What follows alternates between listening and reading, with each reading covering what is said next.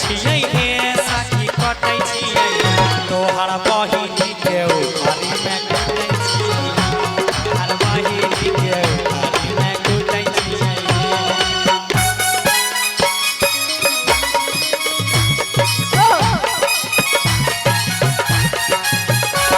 hello ताली बजाइए आप लोग आनंद आ रहा ना जोरदार तालियां बजाइए इन भाई के लिए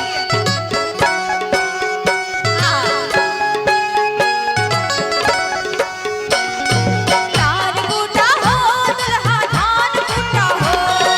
धान कूटा हो दुल्हा धान कूटा हो अपन अम्मा के ओखरी में धान कूटा हो अपन अम्मा के ओखरी में धान कूटा हो कुटै छियै धानी कुटै छियै धानी कुटै छियै तोहर बहिनी के उखरी में कुटै छियै तोहर बहिनी के उखरी में कुटै छियै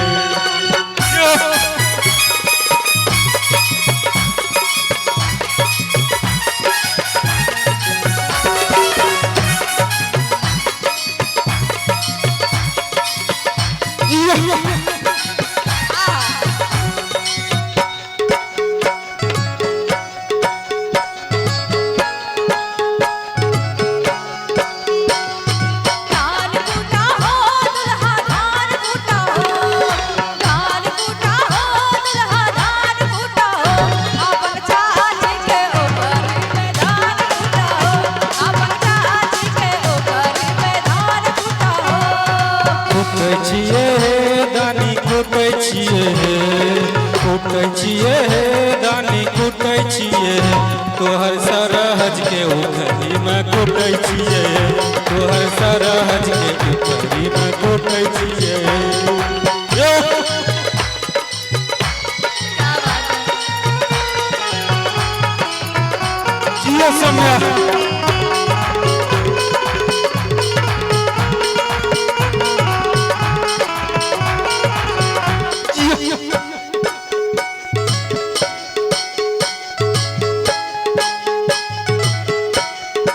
धान कूटा हो दुल्हा धान कूटा हो